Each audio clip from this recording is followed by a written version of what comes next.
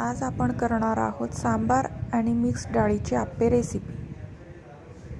Gas सुरू करून घ्यायचं आहे, त्यावर आप्पे पात्र ठेवायचं।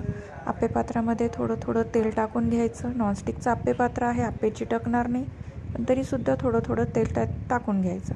आता आपण आप्पे पात्रामध्ये आप्पेचं जे बॅटर आहे ते टाकून घेणार आहोत।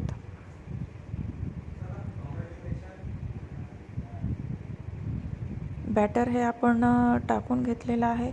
आता 4 ते 5 मिनटं असं ते झाकून ठेवायचं।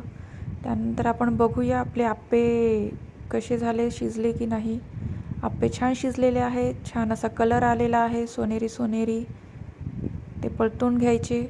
परत थोडं 1-2 मिनटं ठेवायचं।